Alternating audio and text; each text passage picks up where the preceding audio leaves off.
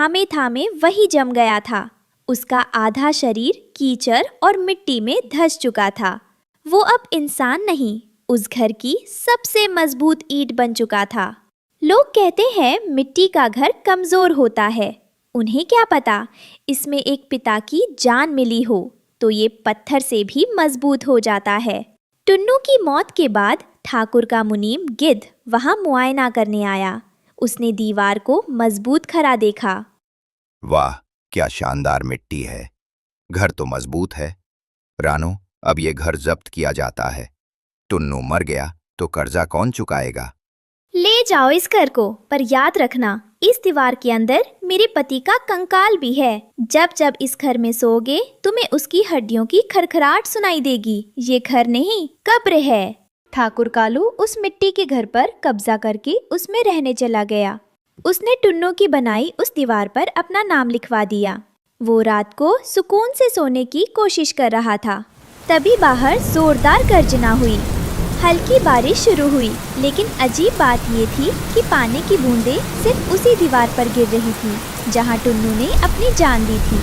अचानक घर की दीवारों से रोने और कराहने की आवाजें आने लगी। ठाकुर डरकर उठ बैठा। शेरू, देखो बाहर कौन है। ये दीवार कांप क्यों रही है? जैसे ही ठाकुर ने उस दीवार को छुआ, उसे ऐसा लगा जैसे किसी ने उसका पंख पकड़ लिया हो। मिट्टी के अंदर से टुन्नू की ठंडी और भारी आवाज गूंजी। ठाकुर, तूने लकड़ी छीनी थी, घर नहीं। इस घर की मिट्टी में मेरा खून है और ये मिट्टी गद्दारों को पनाह नहीं देती है। देखते ही देखते वो दीवार एक विशाल हाथ की तरह मुड़ी और उसने ठाकुर को अपनी आगोश में जकड़ लिया। ठाकुर चिल्लाता रहा, लेकिन मिट्टी उसे अपने अंदर खींचती गई। सुबह जब पक्षी वहां से गुजरे तो उन्होंने देखा कि वो मिट्टी का घर पूरी तरह ढह चुका था। रानो अपने बच्चों के साथ दूर एक पेड़ की छांव में बैठी थी। उसने देखा कि उसी मलबे के बीच से एक नन्हा हरा पौधा फूट रहा। देखो बच्चों, तुम्हारे पापा आज भी हमें रास्ता दिखा रहे हैं। वो मिट्टी में मिलकर भी खत्म नहीं हुए, बल्कि उन्होंने उस जुल्म को ही दफन कर दिया जिसने हमारा घर छीना था। उस दिन के बाद उस जगह पर जो भी कोई जालिम पैर रखता, मिट्टी उसके बोझ से धंसने लगती। लोग कहने लगे कि ये केवल मिट्टी नहीं है, ये एक पिता का कवच है जो अपनी आखिरी सांस के बाद भी अपने परिवार की गरिमा की रक्षा कर रहा है।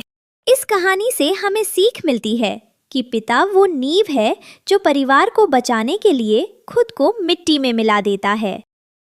रानो चिड़िया के बच्चे कुकू और गुड़िया उदास बैठे थे। जंगल में बसंत मेले की घोषणा हुई थी और सभी को नए कपड़े पहनने थे।